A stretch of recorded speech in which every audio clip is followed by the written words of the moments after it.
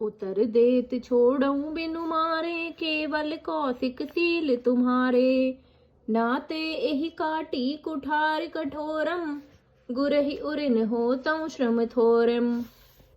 उत्तर दे रहा है, इतने पर भी मैं इसे बिना मारे छोड़ रहा हूँ। सो हे विश्वामित्र, केवल तुम ही शील प्रेम से नहीं तो इसे इस कठोर कुठार से काटकर थोड़े ही परिश्रम से गुरु से उत्कृष्ट हो जाता।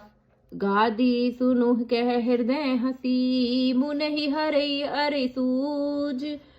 ऐ मैं खाड़ न उख में, अजू न बूझ अबूझ।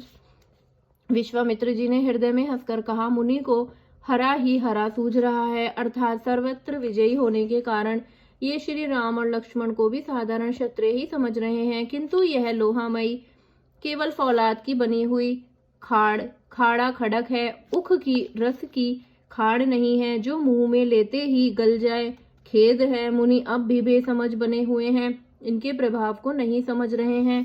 कहु लखन मुनि सीलु तुम्हारा, को नहीं जान विदित संसारा। माता पितहि उरिन भैनी के, गुरु रिनु रहा सोचु बड़े जी के। लक्ष्मण जी ने कहा कि हे मुनि, आपके शील को कौन नहीं जानता, वह संसार भर में प्रसिद्ध है।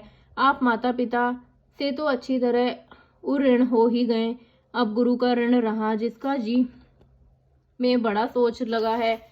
सो जनु हम रही माथे काड़ा, दिन चली गए ब्याज बड़ बाड़ा।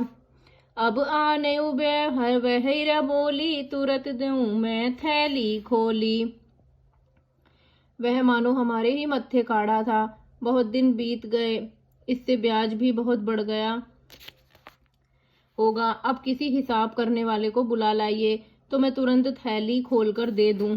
सुनी कटु वचन कुठार सुधारा, हाय हाय सब सभा पुकारा। भृगुवर पर सुदेखावहु मोही, विप्र बिचारी बचऊ नृप दोही। लक्ष्मण जी के कड़वे वचन सुनकर परशुराम जी ने कुठार संभाला। सारी सभा हाय हाय करके पुकार उठी। लक्ष्मण जी ने कहा कि हे भृगुश्रेष्ठ, आप मुझे फरसा दिखा रहे हैं, पर हे राजाओं के शत्रु, मैं ब्राह्मण समझकर बचा रहा हूँ, तरह दे रहा हूँ। मिले न कबऊ सुभट रन गाड़े, दुज देवता घरई के बाड़े। अनुचित कही सब लोग पुकारे, रघुपति से नहीं लखनु निवारे। आपको कभी रणधीर बालक बलवान वीर नहीं मिले। हे ब्राह्मण देवता, आप घर में ही बड़े हैं। यह सुनकर अनुचित है कहकर सब लोग पुकार उठे। तब श्री रघुनाथ जी ने इशारे से लक्ष्मण जी को रोक दिया। लखन उतर आहुति सरिस, भृगुपुर को पुकृसानु। बढ़त देखी जल सम वचन, बोले रघुकुल भानु। लक्ष्मण जी के उतरते से जो आहुति के समान थे, परशुराम जी के क्रोध रूपी अग्नि को बढ़ते देखकर रघुकुल के सूर्य श्री रामचंद्र जी जल के समान शांत करने वाले वचन बोले। नाथ करहु बालक पर छोहु, सुधु दुख मुख करई न कोहु। ज्यों पे प्रभु प्रभाव कछु जाना, तो की बराबरी करते अयाना। हे नाथ, बालक पर कृपा कीजिए, इस सीधे और दुध मुहे बच्चे पर क्रोध न कीजिए। यदि यह प्रभु का आपका कुछ भी प्रभाव जानता तो क्या ये बेसमझ आपकी बराबरी करता। जो लरिका कछु अचगरी करहीं, गुरु पितु मातु मोद मन भरहीं। करऊ कृपा से सुसेवक जानी, तुम्हें समशील धीर मुनि ज्ञानी।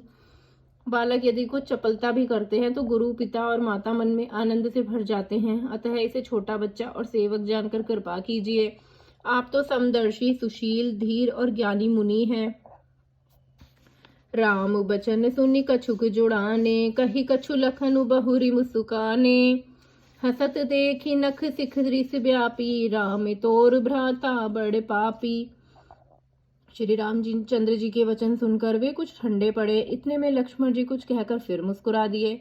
उनको हंसता देखकर परशुराम जी के नख से शिखा तक सारे शरीर में क्रोध छा गया। उन्होंने कहा, हे राम, तेरा भाई बड़ा पापी है। गौर शरीर श्याम मन माही, कालकूट मुख पय मुख नाही। सहज टेढ़ अनुहर नहीं तोही, नीचु मीचु सम देख न मोही।